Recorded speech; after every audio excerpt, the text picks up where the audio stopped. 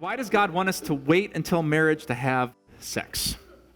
That actually is a great question. It's a great question because some people would say if sex is such a vital part of a relationship, and if the Christian church says that you should wait until marriage to have sex, aren't you kind of setting yourself up for failure? What if you're not compatible? Wouldn't it be better, just as like you test your communication skills, your compatibility skills, that you would see if you're sexually compatible as well? And what would God's answer to that question be? Well, we know that God does want us to wait. So in the book of Hebrews chapter 13, a passage I had to memorize when I was growing up as a kid, the passage says, marriage should be honored by all. This is Hebrews 13:4. Marriage should be honored by all, and the marriage bed kept pure, for God will judge the adulterer and all the sexually immoral. So God wants us to keep the marriage bed pure. And perhaps some of God's reasons is the power that God's ascribed to sex. There's a movie I saw about a decade ago. I have no clue what it was about. It's called Vanilla Sky. I think Tom Cruise and who else was in that movie? Cameron Diaz. And they hook up afterwards, and Tom Cruise just wants it to be sex with no strings attached. And Cameron Diaz says this classic line to him. She says, "Don't you know that when you make love to someone, your body makes a promise that you can't take back?" It's almost like if you think sex is just something you do, no, God designed it to glue two people together.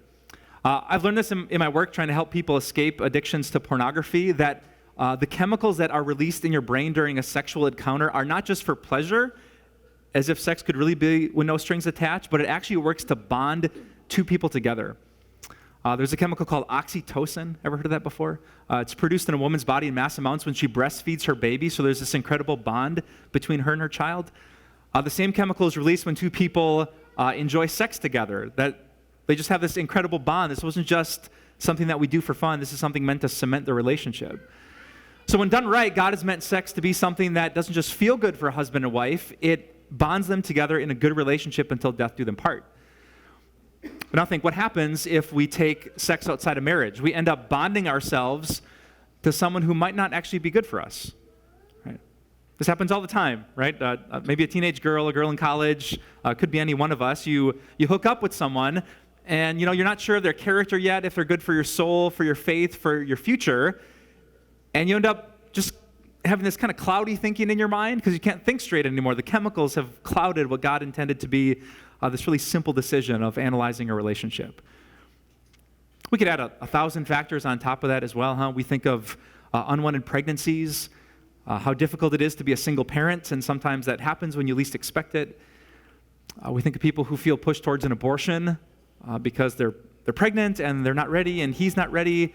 We think of sexually transmitted diseases. Things get really, really complicated.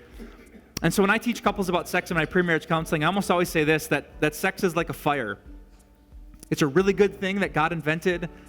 It's his idea. Your body was God's invention. His body, her body was God's invention. But if that fire gets outside of the fireplace, the thing that can bring warmth into the family's home can also do a lot of destruction.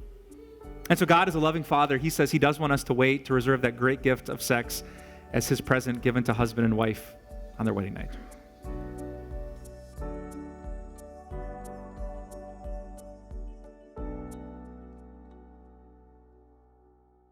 Do you enjoy these videos? If you do, just click right here on subscribe. We would love to send more and more of God's grace into your inbox. And if you do, well, you'll be pretty blessed. Have a great week.